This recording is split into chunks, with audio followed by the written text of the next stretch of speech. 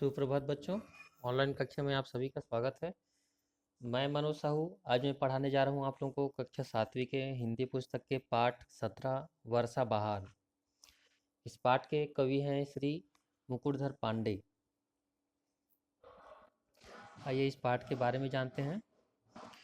छत्तीसगढ़ के प्रसिद्ध और प्रकृति के चितेरे कवि श्री मुकुटधर पांडे जी की प्रस्तुत कविता वर्षा बहार वर्षा ऋतु के मनोरम मनोरम मतलब बहुत ही मन को भाने वाला, बहुत ही सुंदर दृश्यों और भावों को सहज रूपों में अभिव्यक्त करती है। वर्षा के कारण संपूर्ण प्राकृतिक परिवेश में जिस तरह से मोहक और आकर्षक परिवर्तन को कवि देखते और महसूस करते हैं, उसे सरल भाव लय में कविता में व्यक्त करते चलते हैं। कवि की दृष्टि मेघमय आसमान मतलब आसमान में मेघ बादल छाए हुए हैं, है ना। तो उससे लेकर हवा, पानी, बादल, बिजली, जीव, जलचर, सौरभ, जलचर मतलब जल में रहने वाले जो जंतु है ना। सौरभ मतलब भौरा वगैरह, और सुगीत, हंस, किसान सभी पर पड़ती चलती है। अंत में कवि का आतुर मन गा उठता है, इस भांति है अनोखी वर्षा। वर्षा बहार भू पर सारे जगत की शोभा है, निर्भर है इसके ऊपर।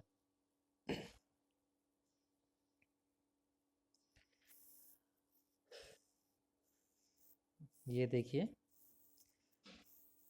बारिश के होने से सभी जीव जंतु, किसान और सभी प्राणी खुश हो जाते हैं, है ना। इस चित्र में हम देख सकते हैं मेढक भी खुश हो गया है, मछली भी खुश है ना। और बाकी जो भी चीज़ें हैं, जंतु है, वो सभी भी खुश हैं। साथ में किसान भी खुश हैं, लोग भी खुश होते हैं। गर्मी में झुलसा देने वाले गर्मी होने के बाद जब बारिश होती है तो सभी लोग खुश हो जाते हैं। आइए शुरू करते हैं।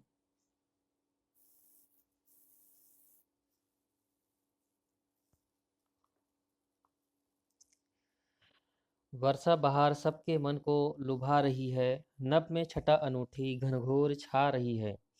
बिजली चमक रही है, बादल गरज रहे हैं, पानी बरस रहा है, झरने भी बह रहे हैं, है ना। आइए इसकी व्याख्या देखते हैं। यह सुहावनी वर्षा ऋतु सभी के मन को लुभा रही है। आसमान में घने बादल छा गए हैं, इससे उसकी शोभा अद्भुत लग रही है, बहुत ही सुंदर लग रही है। रह रहकर बिजली की चमक और बादलों की गर्जना के साथ पानी बरस रहा है, पानी से लबालब हुए झरने बह रहे हैं। आगे देखते हैं। चलती हवा है ठंडी, हिलती है डालियां सब, बाग में गीत सुंदर गाती है मालिने अब। मालिने किसको बोलते हैं? बाग की रखवाली करने वाली, है ना। माली की स्त्रीलिंग मालिने, माली, है ना।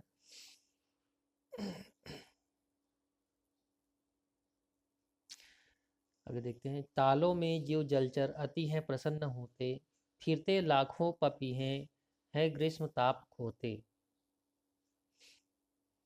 ये इसकी व्याख्या देखते हैं।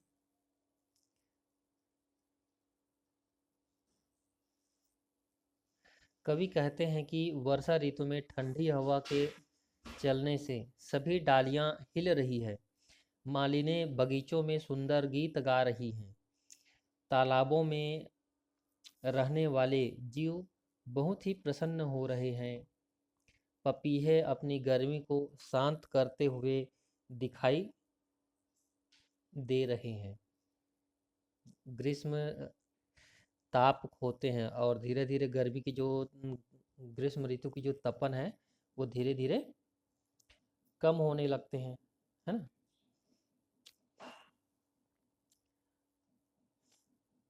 आगे आइए आगे देखते हैं।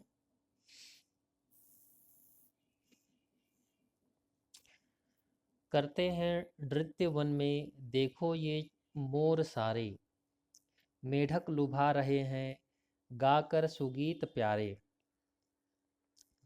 खिलता गुलाब कैसा सौरभ उड़ा रहा है, बागों में खूब सुख से आमोद छा रहा है। आइए व्याख्या देखते हैं।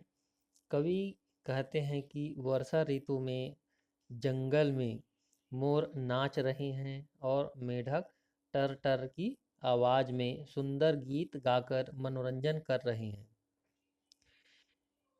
खिलता हुआ गुलाब कैसे अपनी सुगंध बिखेर रहा है, बगीचों में अत्यंत सुख के साथ प्रसन्नता छा रही है।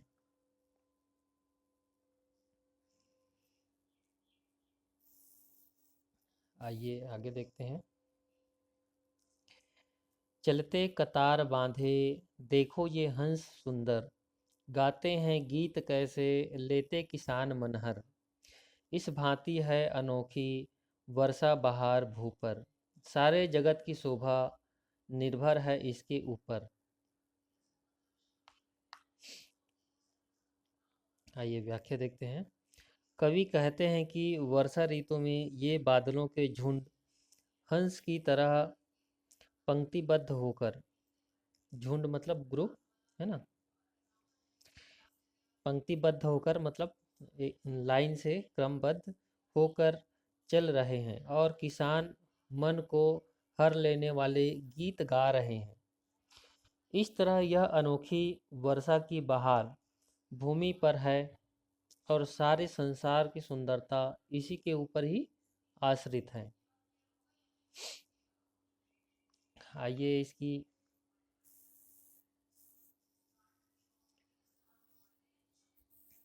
इसकी कुछ कुछ शब्दार्थ देख लेते हैं। वर्षा जानते हो, वर्षा मतलब बरसात या बारिश है ना। बहार मतलब बौछार, सुहावनापन। लुभा रही है मतलब ललचा रही है। छटा मतलब शोभा। अनूठी अर्थात अनूठी मतलब अनोखी। घनघोर मतलब घनेरी या घना बोल सकते हो, बहुत। मालिने अर्थात बाग में रखवाली करने वाली मालिन। तालों अर्थात तालाबों। जलचर मतलब जल में रहने वाले जंतु। अति मतलब बहुत। ताप अर्थात तपन। सुगीत मतलब सुंदर गीत। सौरभ सुगंध। आमोद मतलब प्रसन्नता। कतार अर्थात पंक्ति या लाइन है। हंस मतलब एक पक्षी। रुई जैसे सफ़ेद बादलों का झुंड है ना। हंस का मतलब क्या, एक पक्षी है ना। लेकिन यहाँ बादलों के झुंड का अर्थ है यहाँ, है ना। रुई के जैसे सफ़ेद बादलों का जो झुंड है ना, उसको यहाँ पर हंस बोला गया है। मनहर मतलब मन को हरने वाला। निर्भर अर्थात आश्रित।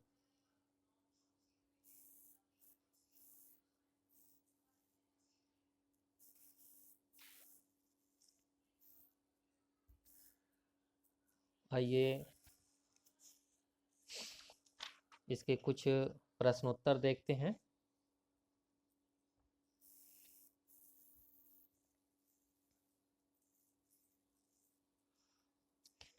वर्षा सबके मन को कैसे लुभा रही है ना। उत्तर लिखेंगे। यह सुहावनी वर्षा सभी के मन को लुभा रही है। आकाश में काली घटाओं की अनोखी सुंदरता छा रही है।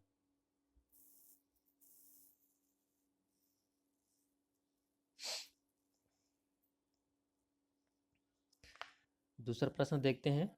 वर्षा ऋतु में हवा और बादल का दृश्य कैसा है। वर्षा ऋतु में ठंडी हवा के चलने से सभी बालियां हिल रही हैं।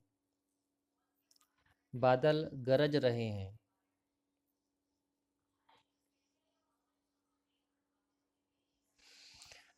तीसरा प्रश्न देखते हैं। तीसरा प्रश्न, सौरभ के उड़ने से क्या हो रहा है? उत्तर लिखेंगे, सौरभ के उड़ने से बगीचों में अत्यंत सुख के साथ प्रसन्नता छा रही है। चौथा प्रश्न देखते हैं, कवि किसानों के गीतों को मनहर क्यों कह रहा है? उत्तर लिखेंगे, कवि किसानों के गीतों को मनहर इसलिए कह रहा है कि उनके गीत लोगों के मन को बहुत ही अच्छा महसूस होते हैं। ये गीत मन को हर लेते हैं। जीव जलचर पर वर्षा का क्या प्रभाव पड़ रहा है ना, पांचवा प्रश्न है। तो पांचवा प्रश्न का उत्तर लिखेंगे, जीव जलचर वर्षा से ग्रीष्म के ताप से मुक्त होकर प्रसन्न होते हैं। छठवां प्रश्न है, पपीहे द्वारा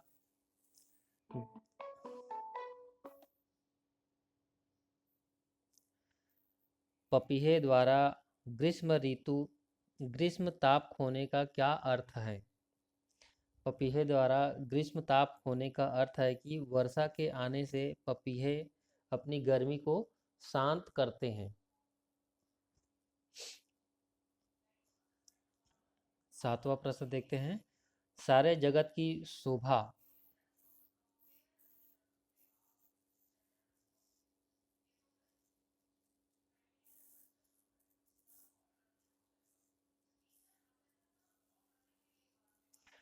सारे जगत की शोभा निर्भर इसके ऊपर कहने से कवि का क्या आशय है?